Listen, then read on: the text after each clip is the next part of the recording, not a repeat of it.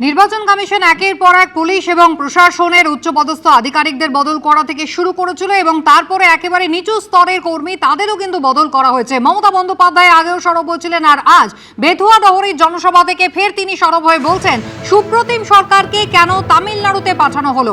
যারা রাজ্যে আইন শৃঙ্খলা দেখেন তাদের সকলকে তামিলনাড়ুতে পাঠিয়ে দিয়েছেন। কি ভাবছেন, বাংলার লোকেদের বাদ দিয়ে উত্তরপ্রদেশের বহিরাগতদের দিয়ে ভোট করাবেন?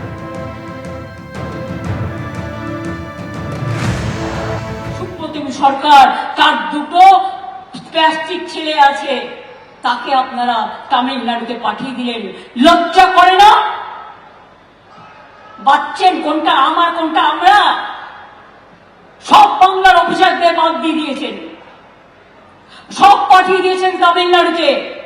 বাংলায় ল অ্যান্ড অর্ডার যেন দেখে সবাইকে পাঠিয়ে দিয়েছেন তামিলনাড়ুতে। এত ভাব তামিলনাড়ুর সাথে, ভেতরে ভেতরে নিশ্চয়ই বোঝাপড়া আছে কংগ্রেস আর স্ট্যালিনের সাথে। কেন বাংলার অফিসারদের কোনোদিন আপনারা বলতে পারেন 510 জন অফিসার শিফট হয়েছে অবজারভার হিসেবে, সারা 5টা রাজ্যে ভোট হচ্ছে। কি ভাবছেন বাংলার লোকেদের ভাব বাদ দিয়ে উত্তরপ্রদেশের বহিরাগতরা এসে ভোট করবে? বাসে করে লোক নিয়ে আসছেন যাতে ওই অফিসার গুলো থাকলে এগুলো হতে না পারে, নাকা চেকিং না হয়।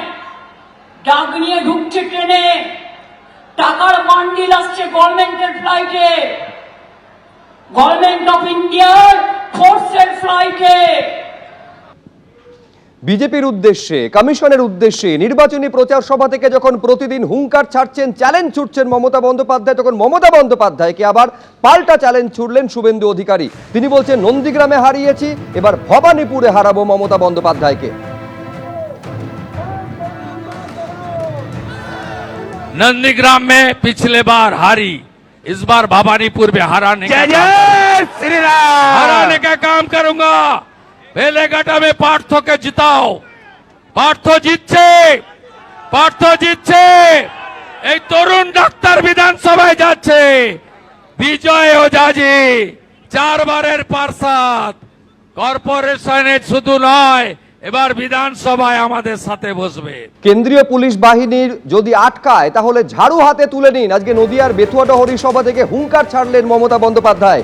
তিনি বলছেন ঝাড়ু দিয়ে মেয়েরা রাস্তা পরিষ্কার করতে করতে যাবেন, এত সস্তা, মেয়েদের গায়ে হাত দেবে, এই বলে হুঙ্কার ছাড়ছেন মমতা বন্দ্যোপাধ্যায়। তিনি বলছেন ভোট দিন, তারপর প্রতিবাদ করুন। কি বলেছেন দেখো।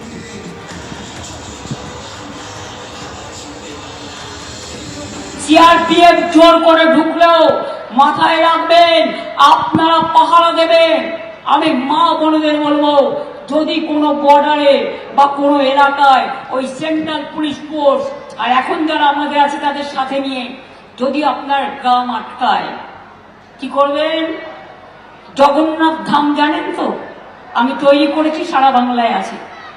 জগন্নাথ দেবের রথযাত্রার আগে, এমনকি ইস্কনের রথে আমি যাই, রথ টানার আগে একটা খিলের ঝাড়ু দিয়ে, সোনার ঝাড়ু দিয়ে রাস্তা পরিষ্কার করা হয়।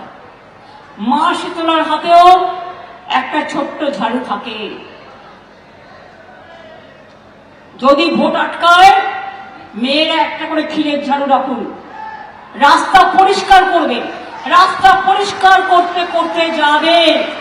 আইটিবিটির ডিজি এসছিল, বিএসএফ এর ডিজি, তারা সব বলেছে মেয়েদেরও শরীর চেক করা হবে।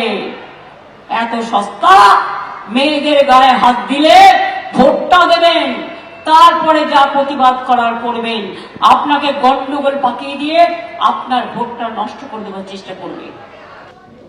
বিজেপি মুখপাত্র দেবজিৎ সরকারের সঙ্গে ফোনে এই মুহূর্তে যোগাযোগ করতে পেরেছি। দেবজিৎ, আপনি শুনলেন গতকাল মুর্শিদাবাদে যে কথা বলেছিলেন, নদিয়াতে দাঁড়িয়ে সেই একই কথা মমতা বন্দ্যোপাধ্যায় বলছেন। তিনি স্পষ্ট বলছেন কেন্দ্রীয় বাহিনী যদি আটকায় তাহলে ঝাড়ু হাতে তুলে নেওয়ার আবেদন করছেন মহিলাদের কাছে মমতা বন্দ্যোপাধ্যায়।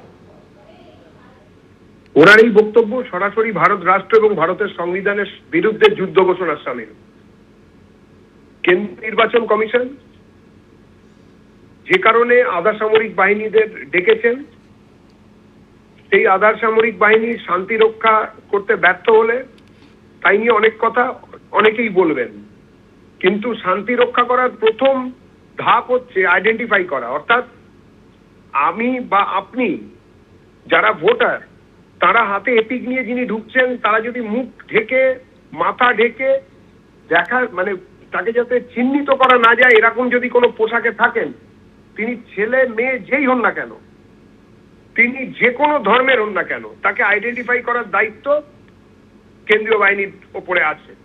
সুতরাং এই দায়িত্ব থেকে যদি বিচ্যুতি ঘটে তাহলে তাদের সেই বিচ্যুতি ঘটাকে আঙ্গুলি নির্দেশ যে কেউ করতে পারে, সেই জন্য এই কাজ তারা করবেন না, এ খবর মমতা বন্দ্যোপাধ্যায় জানেন।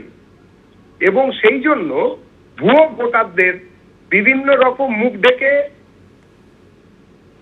নির্বাচন কেন্দ্রে ঢোকা তাকে নিশ্চিত করার জন্য এই ধরনের প্ররোচনামূলক কথাবার্তা মমতা বন্দ্যোপাধ্যায় বলছেন, যাতে কিনা মুখ ঢেকে যদি কেউ ঢুকতে যায়, তাকে যদি কেউ চ্যালেঞ্জ করে, তাহলে সঙ্গে সঙ্গে একটা যুদ্ধের মতন ব্যবস্থা, একটা লড়াই ঝগড়ার ব্যবস্থা করা এবং ভোটকে বানচাল করার চেষ্টা করছেন।